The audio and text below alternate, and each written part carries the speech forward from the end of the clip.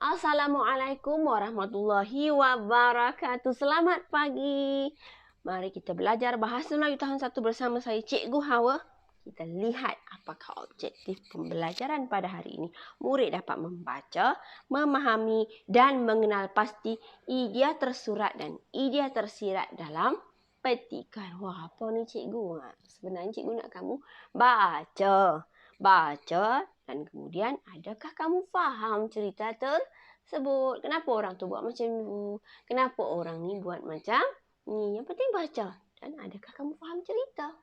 Kepada ibu bapa, objektif pembelajaran pada hari ini nampak macam berat. Ya, betul berat. Tapi sebenarnya anak sudah melalui proses ini. Memahami perkara tersurat dan tersirat di rumah. Contoh, saya beritahu, anak selalu tanya, kenapa? Kenapa? Contoh kita cakap, tak boleh main kat luar. Anak akan tanya kenapa? Betul tak? Tersuratnya tak boleh main dulu. Apa tersiratnya? Kita akan jawab, tak bolehlah ramai-ramai tu. Nanti tak elok. Ni banyak kes ni naik ni kawasan ni. Nanti sakit, nanti susah. Kita dah beri jawapan tersirat pada anak. Nanti sakit. Nampak? Itu anak sudah melalui proses ini. Cuma di sekolah, kita fokuskan kepada membaca dan adakah anak ini faham. Fokusnya membaca. Dan adakah anak ini faham cerita tersebut. Jelas ya ibu bapa? Saya harap topik ini penting sebenarnya untuk masa akan datang. Contoh soalan. Pada pendapat kamu, mengapakah? Nampak? Pernah kan kita jumpa soalan kelas-kelas atas lagi, darjah 3, darjah 4. Nanti akan jumpa soalan begini. Jadi kita perkenalkan dalam tahun 1. Itu sahaja. Baik murid, hari ini kita akan belajar tentang kantin sekolah. Kantin sekolah. Dah lama tak pergi kantin sekolah kan? Tak apa. Hari ini cikgu bawa kamu ke kantin sekolah. Sebelum itu, mari kita lihat perkataan-perkataan ini. Adakah kamu pernah dengar? Bertanggung jawab. Bertanggung jawab. Baik hati. Baik hati. Prihatin. Prihatin, bersopan santun. Pernah dengar tak perkataan-perkataan ini? Contohnya, baik hati. Baik hati ni contoh kalau kamu makan, kamu kongsi dengan orang. Itu baik hati. Ada makanan, kamu tanya, nak makan? Itu baik hati. Seterusnya, prihatin. Prihatin. Nampak ada kawan makan sorang-sorang, kamu ajak dia makan. Jom makan sama dululah. Sebelum kita tak boleh makan sama-sama kan. Ataupun ada adik-beradik kamu kat rumah. Kat rumah tak makan, kamu boleh panggil. Jom makan. Itu prihatin. Bersopan santun. Bersopan santun. Contoh orang hantar makanan. Orang beri makanan. Atau mak masak makanan. Kamu boleh cakap terima kasih. Itu bersopan santun. Seterusnya, bertanggung jawab. Bertanggung jawab. Apa cikgu bertanggung jawab? Ada makanan di meja, sila makan sampai habis. Jangan ambil banyak-banyak. Orang lain juga nak makan. Kena ingat orang lain. Itu contoh maksud bertanggung jawab. Dapat beberapa perkataan ini. Jadi buka buku aktiviti. Muka surat 64. Cikgu nak bacakan cerita. Jom baca sama-sama dengan cikgu. Muka surat 64. Mimi tahu Roni lupa membawa wang belanja.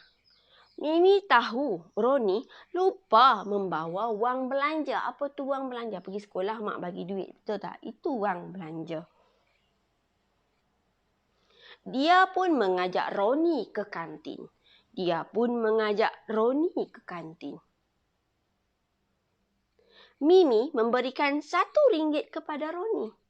Mimi memberikan RM1 kepada Roni. Nampak RM1.00. Cikgu tak sebut RM1.00 atau cikgu tak sebut RM1.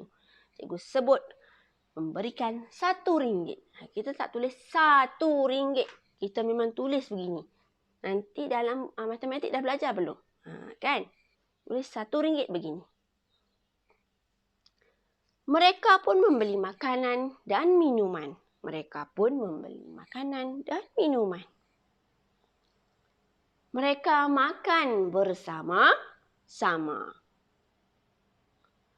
Keesokan harinya, Roni membawa wang belanja sebanyak RM3.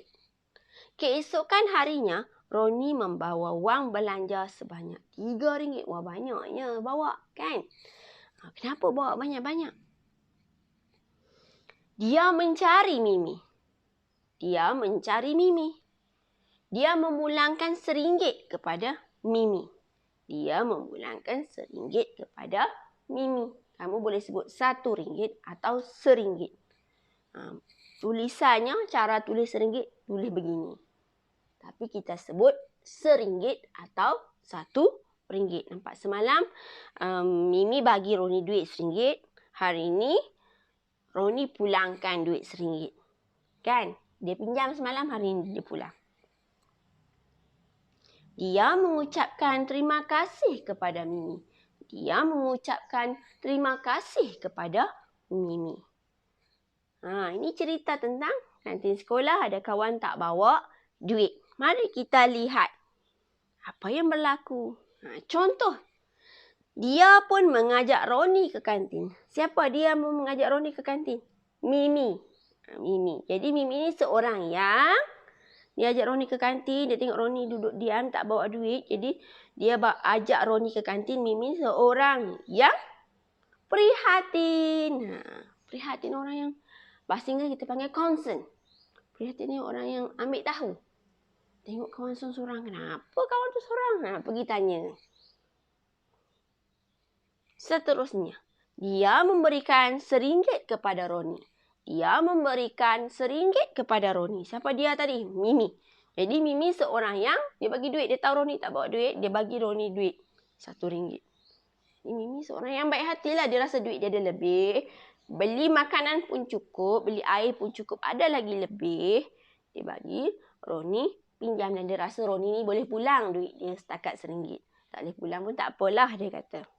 Jadi, Mimi seorang yang baik hati. Dia memulangkan RM1 kepada Mimi. Siapa dia ni? Roni. Roni semalam dapat duit daripada Mimi. Hari ni dia nak pulang.